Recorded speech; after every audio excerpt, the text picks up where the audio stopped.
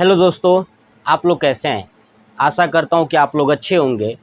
मैं बायोलॉजी पढ़ा रहा था तो बायोलॉजी में सेल चैप्टर स्टार्ट किया था, जिसमें मैं कोशिका के सभी अंगों का डीपली चर्चा कर चुका हूं। अगर आप अभी तक वो वीडियो नहीं देखे हैं तो जाइए, पार्ट वाइज मैं वीडियो को अपलोड करता गया हूं, आप वहां से देख लीजिए।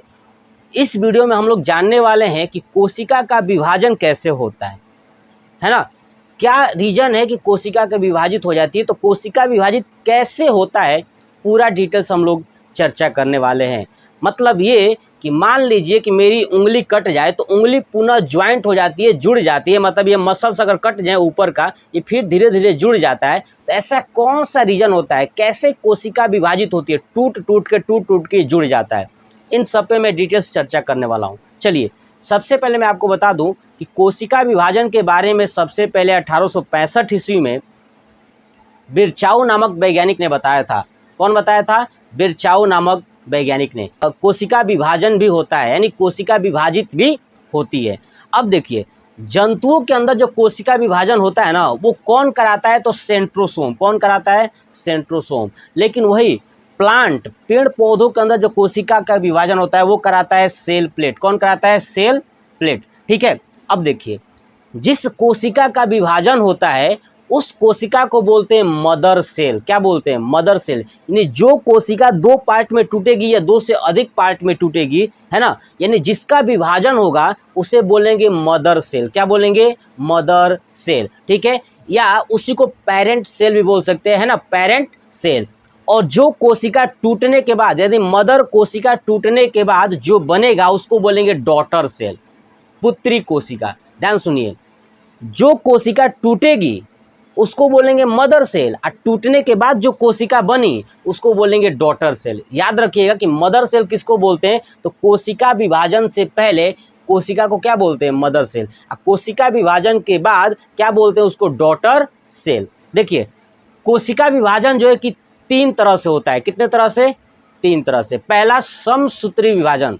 कौन सा? समसूत्री विभाजन। दूसरा विषम सूत्री या असूत्री कह सकते हैं। और तीसरा अर्धसूत्री। मैंने नोट भी किया है, देखिए, समसूत्री, विषम सूत्री और अर्धसूत्री। ठीक है ना। समसूत्री को बोलते हैं माइटोसिस, ठीक है, और विषम सूत्री को बोलते हैं अमाइटोसिस, और अर्धसूत्री को बोलते हैं मियोसिस। तो कोशिका विभाजन तीन तरह से होता है, ठीक है ना, समसूत्री, विषम सूत्री और अर्धसूत्री।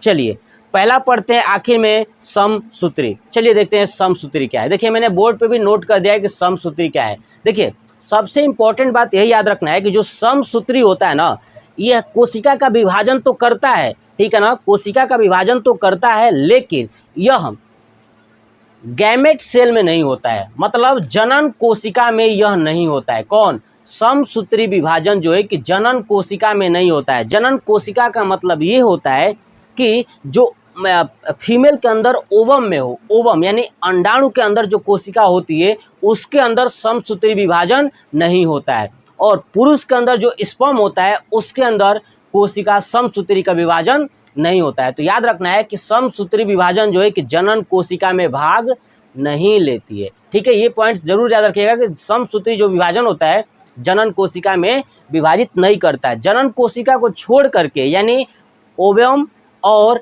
स्पर्म को छोड़ करके बाकी सभी शरीर के पार्टों में ये विभाजित होता है। कौन सा विभाजित? समसूत्री विभाजित। अब समझते हैं कि समसूत्री विभाजित क्या है। तो देखिए, नाम में लिखा है सम। सम मतलब बराबर, सूत्र मतलब अलग अलग। देखिए, एक जो मदर सेल होंगी ना, वो बराबर बराबर भागों में टूट जाएंगी। अगर बराबर बराबर भागों में टूट जाएंगी तो मदर के पास जितने भी क्रोमोसोम थे वो बराबर बराबर क्रोमोसोम बट जाएगा दोनों में, है ना, दोनों में बराबर बराबर क्रोमोसोम क्या हो जाएगा? डिवाइड हो जाएगा। देखिए, एक मदर सेल है, धीरे धीरे मदर सेल के अंतर्गत बीच में एक गड्ढा होने लगेगा, और गड्ढा होने के बाद धीरे धीरे अलग हो जाएगी तो बन जाएगा डॉटर सेल। क्या बन जाएगा?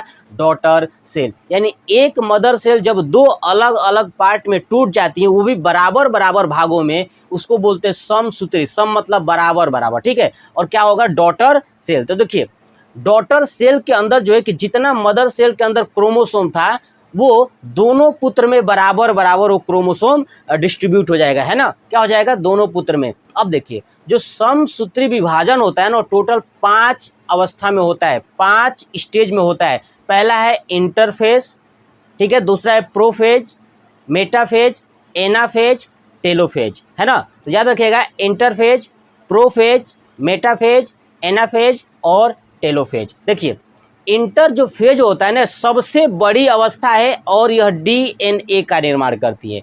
क्लियर। चलिए याद रखिएगा कि इंटरफेज जो है ये सबसे बड़ी अवस्था है और डीएनए का निर्माण करती है। दूसरा प्रोफेज, प्रोफेज आपको याद रखना है कि यह केंद्रक का विभाजन करता है, यानी केंद्रक को तोड़ता है। किसको तोड़ता है? केंद्रक को तोड़ता है। कौन? प्रोफेज, ठीक है। तीसरा आपको याद रखना है मेटाफेज, बस नाम याद रखना है। पहला इंटरफेज, प्रोफेज। इंटरफेज क्या करता है कि कोशिका का सबसे बड़ा विभाजन है ना, ये बड़ी अवस्था है विभाजन का, ठीक है। और दूसरा डीएनए का निर्माण करता है। जो प्रोफेज होता है वो क्या करता है? केंद्रक का विभाजन करता है। जो मेटाफेज होता है वो भी, उसके बारे में याद नहीं रखना है। उसके बाद है एनाफेज। देखिए, एनाफेज क्या करता है कि यह जो है कि सबसे छोटी अवस्था है। क्या है? यह सबसे छोटी अवस्था है। उसके बाद देखिए टेलोफेज, टेलोफेज जो है कि अंतिम अवस्था है। कौन सी अवस्था है? अंतिम अवस्था है। और ये सभी कोशिका के अंग आ जाते हैं। ये सभी कोशिका के अंग क्या होते हैं? अंतिम टेलोफेज में सभी कोशिका के अंग बन जाते हैं। आ रहा समझो ना।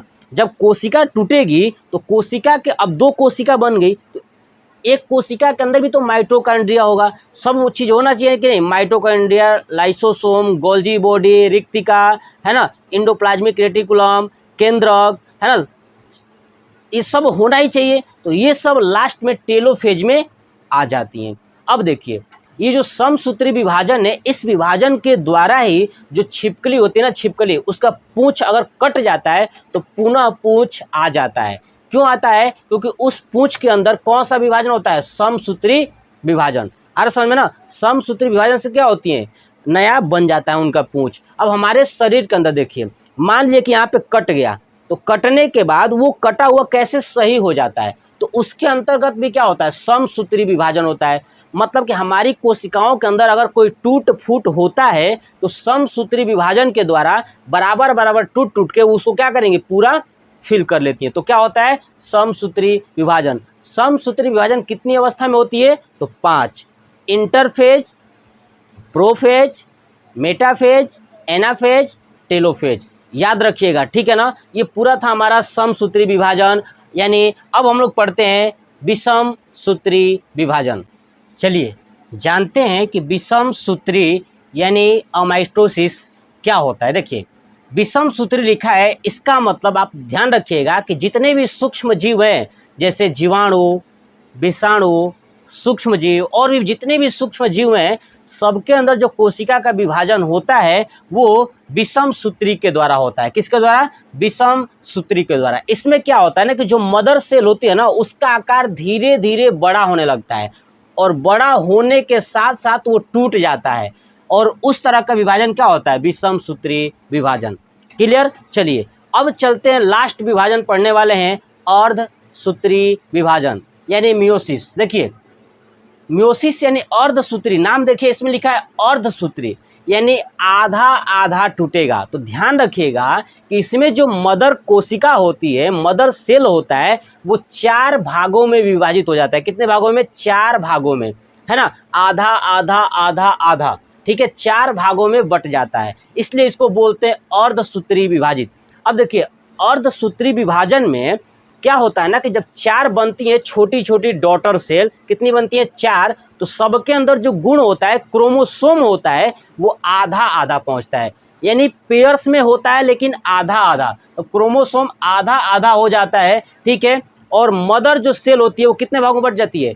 4 भागों में बट जाती है। एक मदर सेल 4 भागों में बटेगी तो वो अर्धसूत्री विभाजन, 2 भागों में बटेगी तो समसूत्री विभाजन, है ना। 2 भागों वाली क्या होती थी? जनन कोशिका में भाग नहीं लेती थी, जनन में भाग नहीं लेती थी। लेकिन ये अर्धसूत्री विभाजन होती है ना, जनन कोशिका में होता है, यानी स्पर्म और ओवम में ही होता है, यह वही काम करती है। कौन सा विभाजन? अर्धसूत्री विभाजन। तो आपसे पूछा जाए कि जनन कोशिका में कौन सा विभाजन होता है, तो अर्धसूत्री विभाजन। और इसके अलावा कौन सा विभाजन होता है हमारे शरीर के अंदर, तो होता है समसूत्री विभाजन। क्लियर। तो ये था हमारा कोशिका का विभाजन। ठीक है, आपको ये टॉपिक्स कैसा लगा कमेंट बॉक्स में कमेंट करके जरूर बताइएगा, और लाइक शेयर सब्सक्राइब जरूर करिए और अपने भाई को सपोर्ट करिए।